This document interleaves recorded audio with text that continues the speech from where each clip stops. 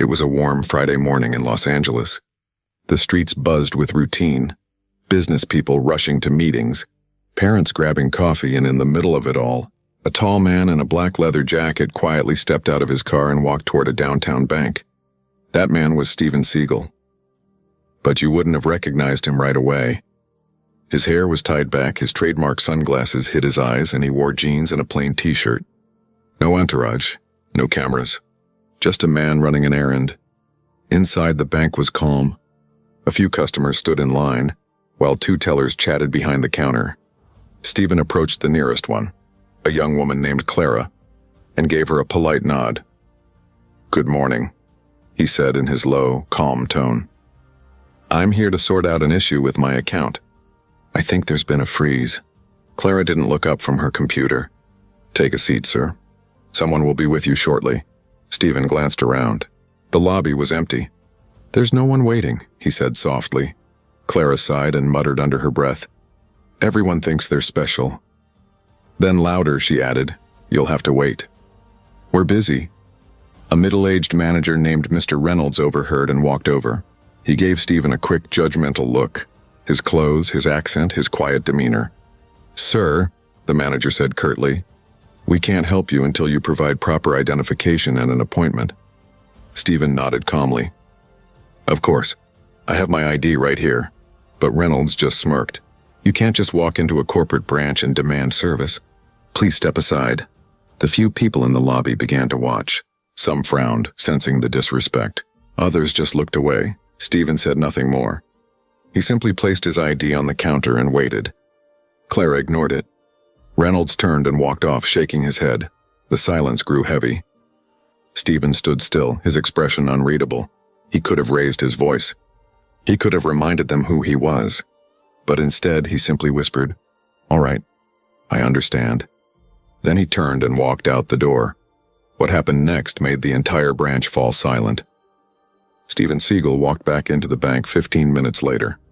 This time, he wasn't here for a quiet resolution, he just wanted fairness.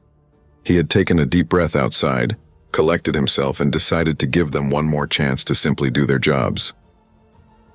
As he approached the counter again, the same teller, Clara, looked up with a frown. "Didn't I tell you to wait?" she said sharply, glancing toward the manager's office. Stephen remained calm. "I did wait. You said someone would assist me, but no one did." Clara rolled her eyes. "Sir, if you don't have an appointment, you'll need to come back later. We're not here to fix every walk-in problem." The irony was the branch wasn't even busy. Only two customers sat in the waiting area, one filling out a form, another scrolling on his phone. Stephen spoke softly. "I'm not asking for special treatment. I just need to access my account. There's a problem with a transaction that needs to be cleared today." Clara gave a sarcastic laugh. "Of course there is. Everyone says that when they're in trouble with the bank." Before Stephen could reply, Mr. Reynolds, the branch manager, appeared again, irritation already written across his face. "Sir, is there an issue?" Clara quickly jumped in. "This man keeps insisting we drop everything to deal with his account." Stephen turned toward Reynolds, his voice calm but firm. "I've been a client here for more than 10 years. I simply need to verify a wire transfer. I have identification, my account card, and all the details." Reynolds folded his arms. "You don't look like someone who maintains a business account with us." The room went silent. Even the two customers nearby lifted their heads at the tone in his voice. Stephen raised an eyebrow. "And what exactly does someone like that look like?" Reynolds smirked. "Well, not like this." He gestured vaguely at Stephen's casual clothes. The jeans, the plain shirt, the tied-back ponytail. "We have procedures for a reason. You can't just stroll in and demand high-level service." Stephen took a slow breath. His patience was running thin, but his tone remained even. "Sir, I'm not demanding anything. I'm simply asking for help with an error on my account." Reynolds shrugged. "We'll see what we can do later. Please step aside so paying customers can be served." That line landed like a slap in the air. Several bystanders exchanged glances. One man whispered, "Paying customers? Isn't everyone here a customer?" Stephen didn't move. He stood his ground quietly, eyes steady. Reynolds, trying to assert dominance, leaned forward. "Sir, if you continue to disrupt our workflow, I'll have to ask you to leave." Stephen nodded slowly as if processing the words. You're asking me to leave for requesting access to my own account? Reynolds snapped. I'm asking you to follow instructions. Come back when you have proof of your balance or when the senior staff is available. Stephen looked down at the ID still sitting untouched on the counter. You never even checked my information, he said softly. Clara sighed dramatically, picked up the card and squinted at it. Stephen Seagal? She said, mispronouncing his name. Never heard of you. This doesn't look like a valid document. A couple of people nearby chuckled awkwardly. Someone in the back muttered, Wait, Seagal? Like the actor? But the staff didn't catch on. Stephen finally took his ID back and said nothing more. Reynolds waved his hand dismissively. Sir, please, don't waste our time.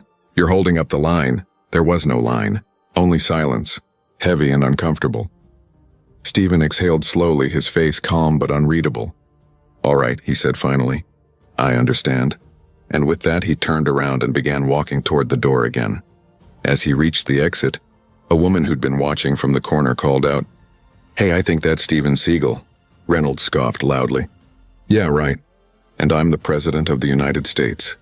Laughter from Clara followed him out. But as the glass door closed behind Stephen, the atmosphere shifted. A few customers shook their heads in disgust.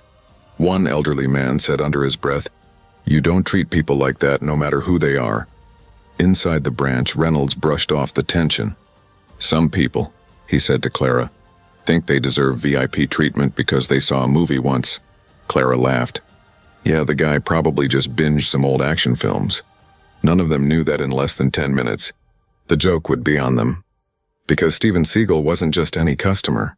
He was also part of a corporate investor group that had recently acquired controlling interest in this very bank's regional operations, and he was about to remind everyone in that branch what true discipline and respect looked like. If you've ever been disrespected just because of how you looked, comment below. We want to hear your story. And tell us, which country and city are you watching this story from? Let's see where our global family's tuning in from. The warm California sun glared against the glass doors as Steven Seagal stepped outside the bank.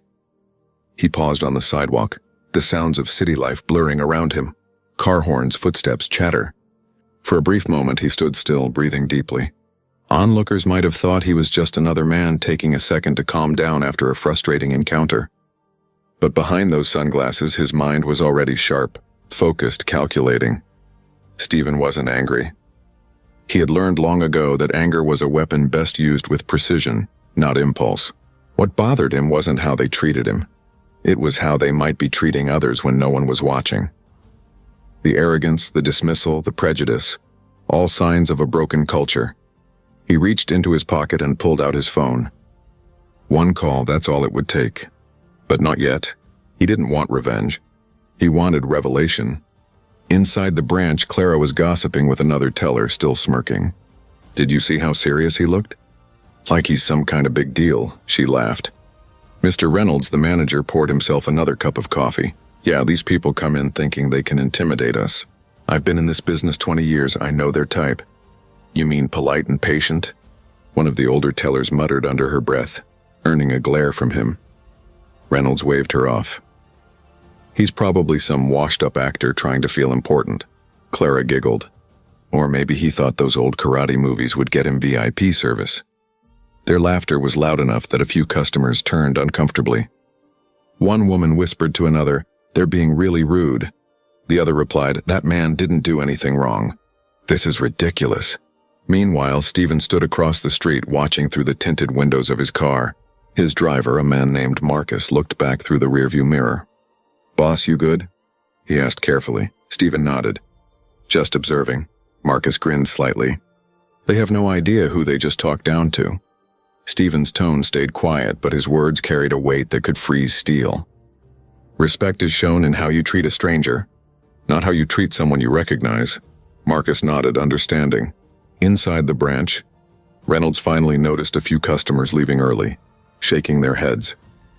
He frowned, muttering, People these days, so sensitive. Then glancing at Clara, he said, Make sure you note that man's name. If he comes back, tell security to deal with him. Stephen watched as Reynolds wrote something down behind the counter. That was enough. He took one last sip from his water bottle, slid his phone open, and made a short, direct call. Yeah, he said quietly. It's me. I just visited the downtown branch. We need to talk about their management team. A pause. Then, yes, immediately, 10 minutes. That's all it would take. Back inside, Clara was scrolling on her phone when her screen lit up with a notification. Head office call incoming. She blinked in surprise and answered quickly, trying to sound professional. Good afternoon, this is Clara at the Wilshire branch. A firm voice on the other end replied, Is your manager available? This is corporate. Her smile vanished. Yes, one moment. She glanced nervously at Reynolds. Sir, your corporate's on the line, he frowned. Corporate? What for? She shrugged. They didn't say. Reynolds took the phone, confidence dripping from his tone. This is branch manager Reynolds. How can I help you? The voice on the other end was cold and precise. Mr. Reynolds, we've just received a complaint regarding your handling of a valued client. Please prepare all staff to meet with the regional director. He's on his way. Reynolds froze. Regional director? Coming here. Yes, in 10 minutes. The call ended. Clara's face went pale. What did they say? Reynolds swallowed. They're coming here now. A few staff exchanged uneasy glances. The older teller whispered, This sounds serious. The next 10 minutes felt like an eternity. The once busy branch was now thick with tension. Reynolds straightened his tie repeatedly, pacing. Clara dabbed her face with a tissue, murmuring, What if it's about that guy? Reynolds snapped, Don't be ridiculous. Corporate doesn't show up for random nobodies. But then, through the glass doors, 3 black SUVs pulled up to the curb. Men in suits stepped out, followed by a familiar figure. The moment Steven Seagal removed his sunglasses, the color drained from everyone's faces. Clara's mouth fell open. Reynolds's coffee cup slipped from his hand, shattering on the floor. Steven walked in slowly, calm as ever, flanked by the regional director of the bank. Every eye in the building followed him. Reynolds stammered, Mr. Seagal. I didn't realize. Steven's voice was quiet, almost gentle, but every word struck like thunder. You didn't have to know who I was, he said. You just had to do your job with respect. The entire room fell into stunned silence. If you were standing in that bank, would you have said something? Or stayed quiet like most people do? Tell us in the comments, and let us know which country and city you're watching from. The automatic doors hissed open as Steven Seagal stepped back into the bank. But this time he wasn't alone. 3 black SUVs idled outside, their engines purring like low thunder. The air in the branch shifted instantly. Every eye turned toward the entrance. Clara froze mid-sentence, her smile collapsing as the tall man in black removed his sunglasses. The familiar face, the sharp jawline, the calm intensity in his gaze. Recognition hit her like a lightning bolt. Oh my God, she whispered, voice trembling. That is Steven Seagal. The regional director, Mr. Donnelly, followed right behind him, a sharp, stern man in his 50s, wearing a navy suit and an expression that could shatter glass. 2 corporate auditors trailed close behind, holding clipboards and files. The staff knew something was terribly wrong. Reynolds, the manager, hurried forward, trying to piece together his confidence. Mr. Seagal, I didn't realize it was you. If we'd known, of course, Steven cut him off quietly. You would have treated me better. The words were calm, but they sliced through the air like a blade. Reynolds' mouth opened, but no sound came out.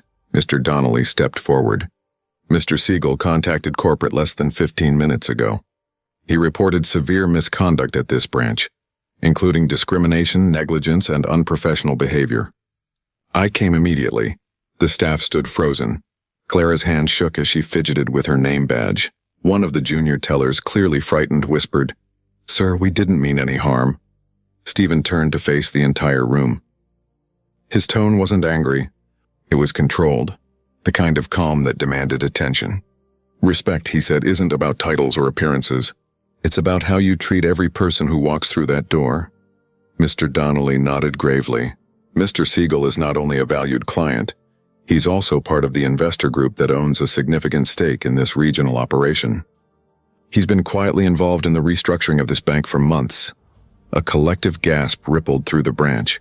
Clara's face turned white. Reynolds stumbled backward, his composure cracking. Sir, I had no idea, he stammered. We were just following policy. Steven's eyes narrowed slightly. Policy didn't make you disrespectful, Mr. Reynolds. That was your choice. He turned slightly, glancing toward the other employees. And none of you thought to step in? Not one. The older teller who had defended him earlier lowered her head. I tried, sir, she murmured. But Stephen raised a hand. I know, and I appreciate it. His voice softened for just a moment before turning firm again, but silence in the face of injustice still speaks volumes. Mr. Donnelly stepped closer to the counter. I'll be conducting an immediate audit of this branch's customer service records and employee conduct. Mr. Reynolds, your office, now. Reynolds nodded weakly and walked toward his office, but Stephen's voice stopped him mid-step. Leave the coffee cup, he said flatly. You won't be needing it. A few of the customers who had stayed to watch gasped, whispering to one another. Phones were already out, recording. Within minutes, this moment would be online. Millions would see a legendary actor known for his calm discipline walking into a bank and exposing the arrogance of those who judged him. Reynolds tried to explain himself once more. It wasn't personal, sir. We just get all kinds of people in here and Stephen's calm expression hardened slightly. And you assume the worst about them. You looked at me and decided I wasn't worth your time. That's not banking. That's prejudice. Mr. Donnelly motioned for the auditors to start gathering documents. Papers shuffled. Computers clicked. The room buzzed with quiet panic. Clara stepped forward hesitantly, her voice trembling. Mr. Seagal, please, I'm sorry. I didn't mean to offend you. I thought, Stephen turned his gaze to her. You thought you were above someone you didn't recognize. Next time you see a man waiting quietly for help, remember this. Power doesn't always announce itself. Tears welled in her eyes. Are we being fired? Stephen didn't answer. He simply looked at Mr. Donnelly. The regional director took a breath. Effective immediately, the current management of this branch is suspended pending review. HR will contact each of you for a formal interview. Until then, please gather your belongings. The room fell into complete silence. Reynolds looked like the ground had vanished beneath him. Clara covered her mouth, whispering, I can't believe this is happening. Stephen adjusted his cufflinks, then turned toward the door. I don't enjoy seeing anyone lose their job, he said quietly. But I do believe in accountability. Maybe this will remind you. Respect should never depend on recognition. As he walked out, the doors slid open again, letting in a wave of hot air and city noise. People outside watched as he stepped into the waiting SUV, calm as ever. Inside the bank, the stunned employees stood motionless, the echo of his words hanging heavy in the air. What would you have done if you were the manager in this situation? Be honest. Would you have treated him differently or the same if you didn't recognize him? Tell us in the comments and drop your country and city below. The branch was silent except for the faint hum of the air conditioning. The sound of papers rustling and quiet sniffles filled the space as corporate auditors continued their work. A few customers still stood near the back, pretending to browse. Brochures, but everyone knew they were witnessing something unforgettable. Stephen Seagal hadn't left yet. He stood near the counter, arms folded, watching the chaos he had calmly set in motion. His face was unreadable, not smug, not angry, just steady, like a man who had seen this story unfold too many times before. Across from him, the now disgraced manager, Mr. Reynolds, sat behind his desk, nervously tapping his fingers. He looked like a man drowning in his own excuses. Clara stood nearby, holding a tissue, her eyes red. The rest of the staff gathered awkwardly, waiting for some kind of verdict. Mr. Donnelly, the regional director, was on a call near the window, speaking in a low but serious tone. Yes, Mr. Seagal is still here. Yes, I've suspended the entire management team pending investigation. No, sir, there's no mistaking the footage. It's already circulating online. Stephen could hear every word, but he didn't react. He didn't need to. The truth was already working faster than punishment ever could. Finally, he turned to the staff and broke the silence. When I walked in here today, he said slowly, I was treated like a problem. Not a person, not a client. Just an inconvenience. No one dared speak. Clara wiped another tear. Reynolds looked down. Stephen continued, I didn't raise my voice. I didn't throw my weight around. I gave you every chance to treat me with respect. And you chose pride instead. He stepped closer to the counter. His voice deepened, calm but commanding. I've been in more than a few fights in my life, but you know what's harder than any physical battle? Learning to control your ego. That's what real strength is. Mr. Donnelly ended his call and stepped closer, nodding silently, letting Stephen speak. The man who had built a career on discipline and humility now stood as both accuser and teacher. Stephen pointed toward Reynolds. You, sir, set the tone. A team follows its leader. If the leader treats people like they're beneath him, that behavior spreads like poison. Reynolds finally looked up. His voice shook. You're right, Mr. Seagal. I let my arrogance get the best of me. I thought you were just someone trying to waste my time. Stephen nodded slightly. And now you see where that mindset leads. You thought I was nobody, and that gave you permission to be unkind. He turned to Clara. You laughed. You joined in. You saw what was wrong and you added fuel to it. Tell me something, Clara. Would you have done the same if I looked different, dressed different, spoke differently? Her lip trembled. No, sir. I don't think so. I didn't realize how ugly it was until I saw it from the outside. Stephen's gaze softened for a brief second. The first step to change is realizing what you've become. You've got that chance now. Use it. He looked around at the rest of the employees, some ashamed, some inspired, all silent. I'm not here to destroy lives, he said, his tone lower now. But I am here to remind you that every person who walks through that door has a story. You never know who you're talking to, or what they've been through. The uniform, the title, the position, all of that means nothing if you can't show basic humanity. Mr. Donnelly cleared his throat. Mr. Seagal, I think they understand now. Corporate will be issuing formal reviews and this entire branch will undergo mandatory ethics and leadership training, effective immediately. Stephen nodded. That's good. But remember, policies don't change people. Choices do. He started walking toward the exit, then paused mid-step and turned back, his voice carrying one final weight. I've seen tough men crumble and arrogant men fall. I've seen people fight for fame, money, and power, and lose everything because they forgot how to treat others with respect. Don't make that mistake. No one moved as he walked to the doors. Customers outside, realizing what was happening, began clapping softly. The sound grew, echoing into the lobby. Phones were still filming.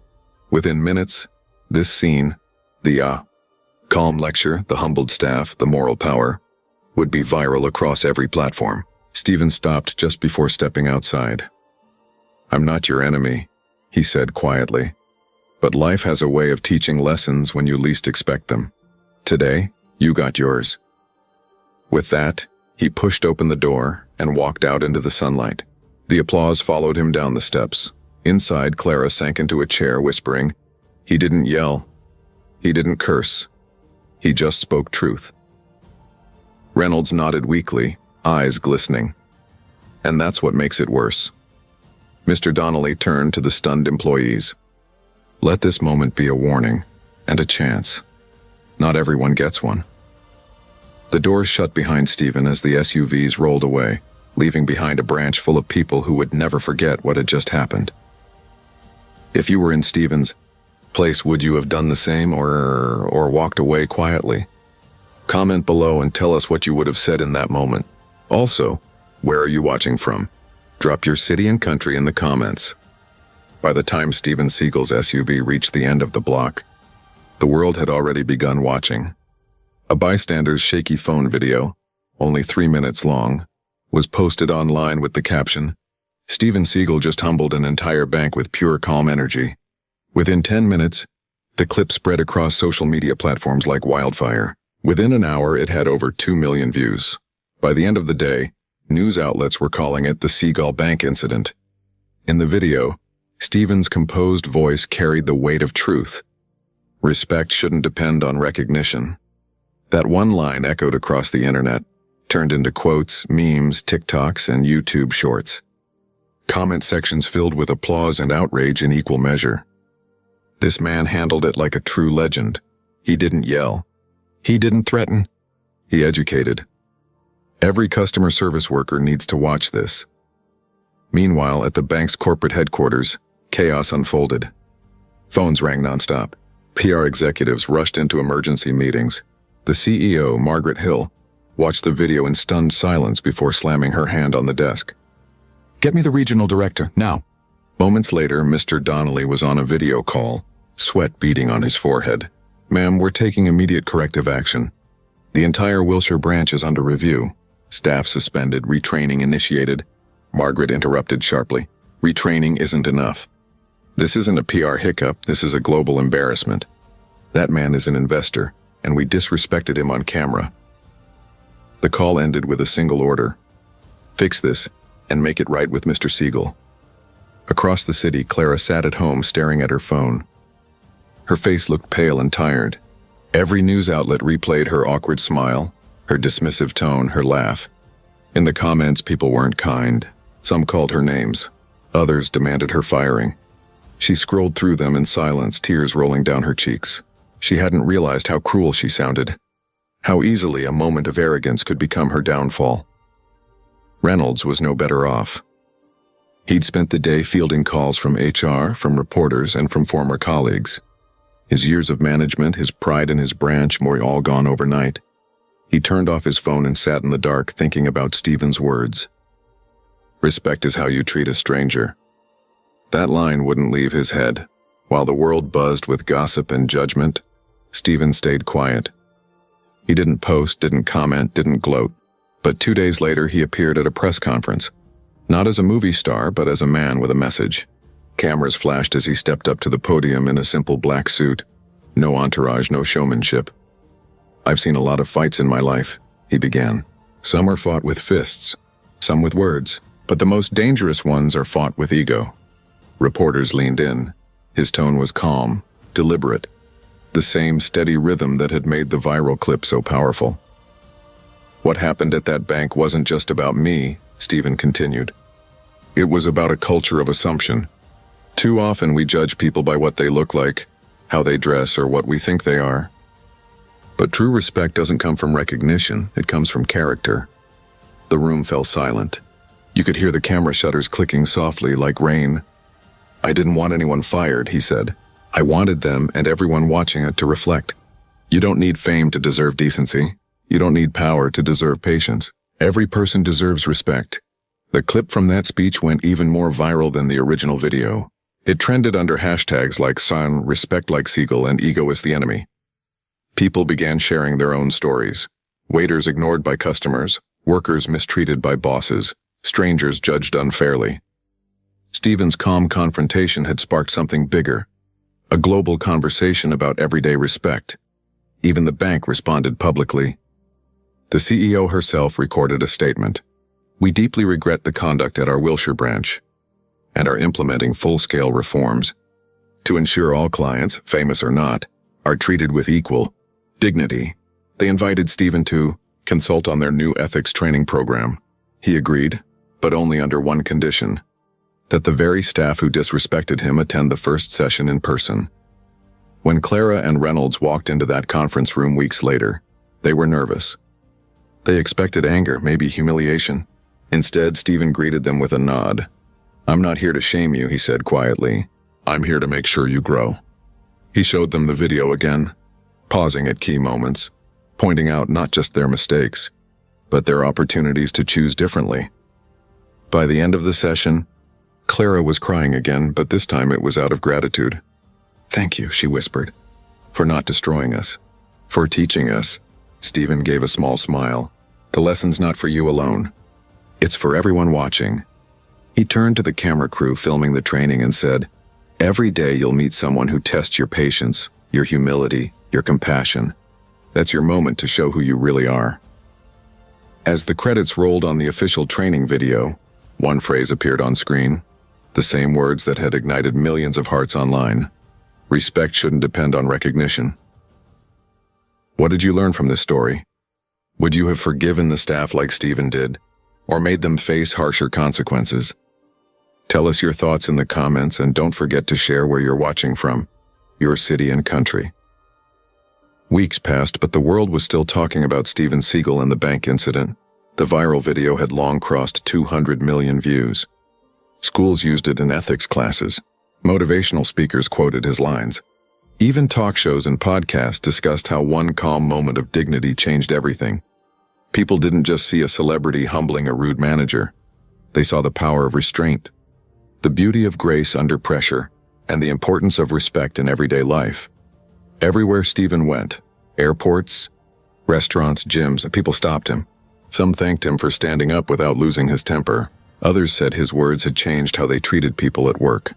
One afternoon, he received a letter from a young man in Chicago. "I used to snap at customers all the time," the letter read.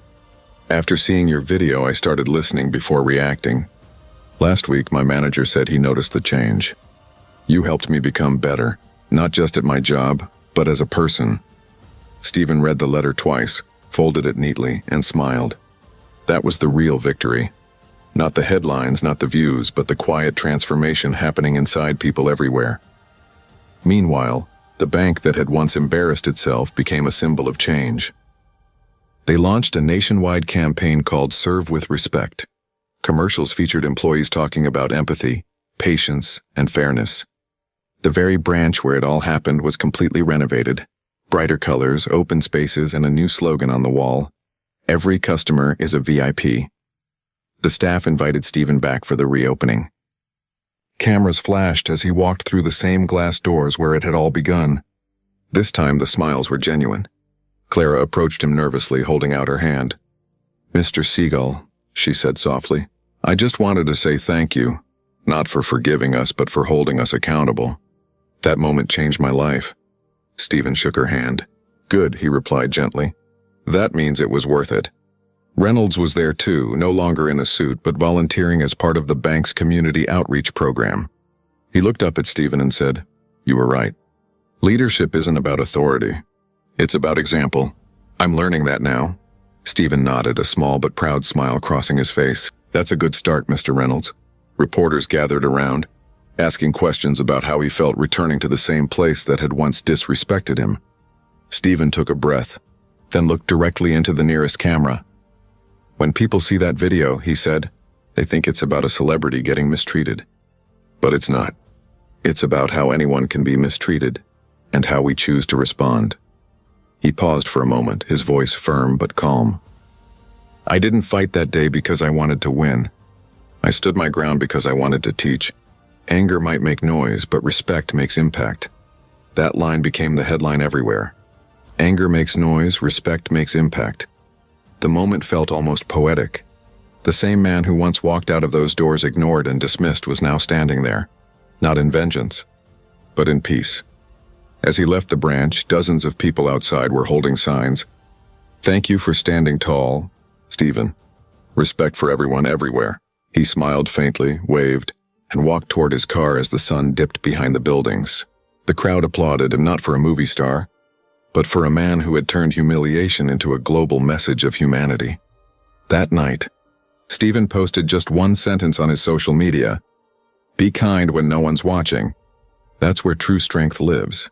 It was shared millions of times, and as the story faded from headlines, the message lived on. In homes, in workplaces, in the quiet choices people made every day.